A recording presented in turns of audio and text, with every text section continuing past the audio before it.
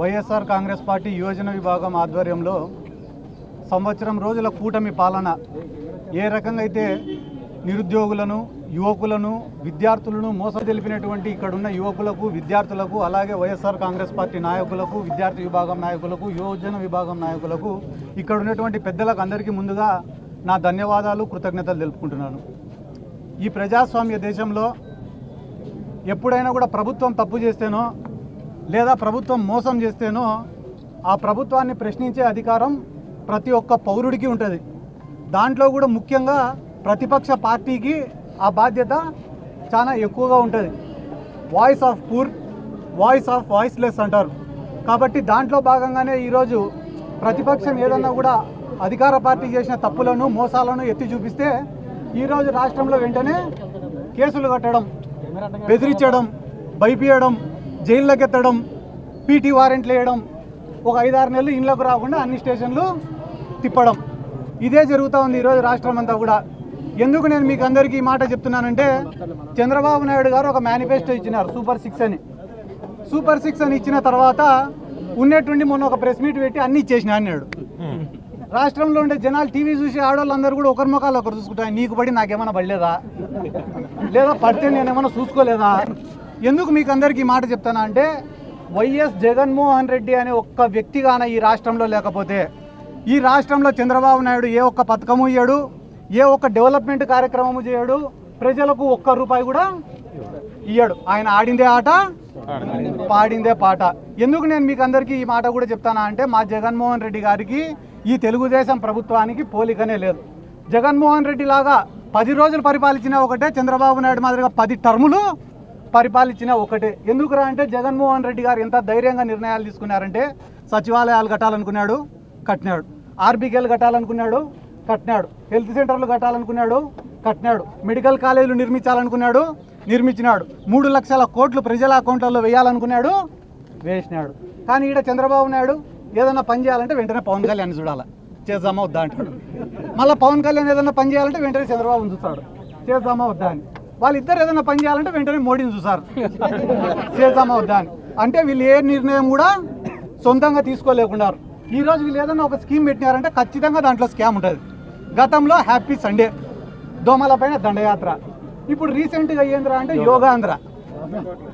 ఎవరైనా చంద్రబాబు నాయుడు గారి దగ్గరికి పోయి, సార్ మాకు ఫీజు రీఎంబర్స్మెంట్ ఏమైంది సార్ అంటే, ఊపిరి గట్టిగా పీల్చండి, స్లోగా పోయింది అంట.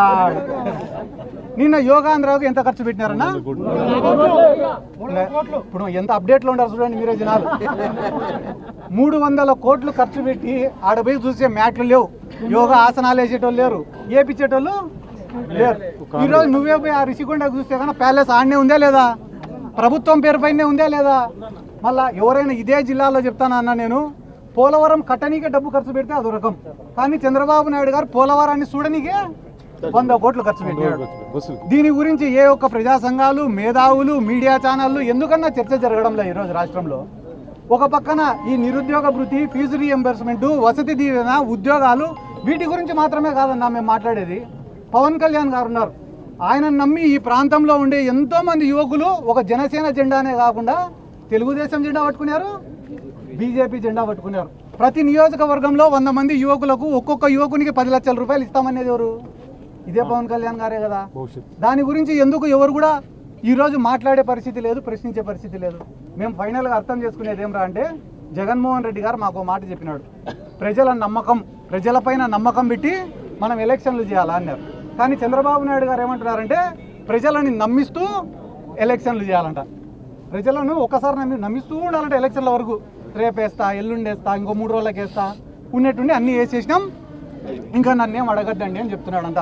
దయచేసి ఒక్క మాట రాష్ట్ర ప్రజలు కూడా ఆలోచన చేయండి అన్న.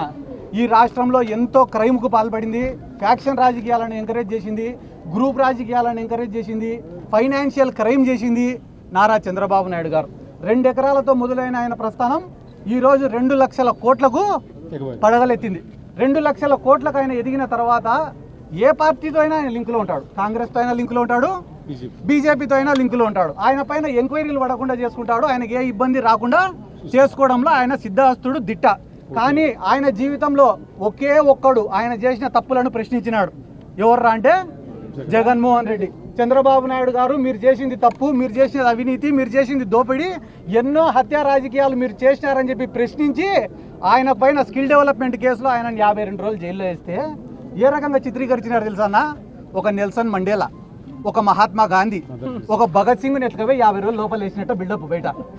2 లక్షల కోట్ల అవినీతి చేసినోడిని లోపల వేసాడని ఏ ఒక్కడు కూడా మాట్లాడలే అన్న.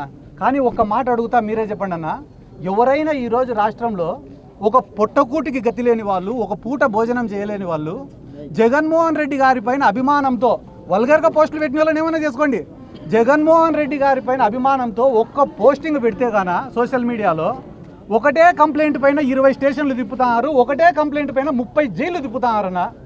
ఒక పొట్టకూటికి గతి లేనివాడు, ఒక అమాయకుడు, కేవలం వైఎస్ఆర్ కుటుంబం పైన అభిమానం ఉంటే చాలు వాళ్ళని ఎత్తుకవి జైల్లో పెడతారే. ఏ ప్రజా సంఘాలు మాట్లాడలే, ఏ మేధావులు మాట్లాడలే. ఎందుకంటే డబ్బులు ఉండేటోడికి ఒక న్యాయం, డబ్బు లేనోడికి ఒక న్యాయం. ఇవన్నీ చూపించే మీడియా వాళ్ళు కూడా ప్రశ్నించాలని చెప్పి నేను కోరుకుంటూ, ఎందుకంటే గాన జగన్మోహన్ రెడ్డి అనే ఒక్క వ్యక్తి కానీ లేకపోతే అన్న, మీరు మళ్ళీ ఈ పాయింట్ రాసి పెట్టుకోండి, ప్రశ్నించే జగన్మోహన్ రెడ్డి ఒక్కడు కానీ లేకపోతే ఈ రాష్ట్రంలో ఉండే ప్రజలకు నిన్న మొన్న ఒక పథకం వేసినాడు, ఏందన్నది తల్లికి వందనం. కానీ మా గ్రామాలలో ఈ రోజుకి కూడా దాన్ని అమ్మఒడి అంటారు.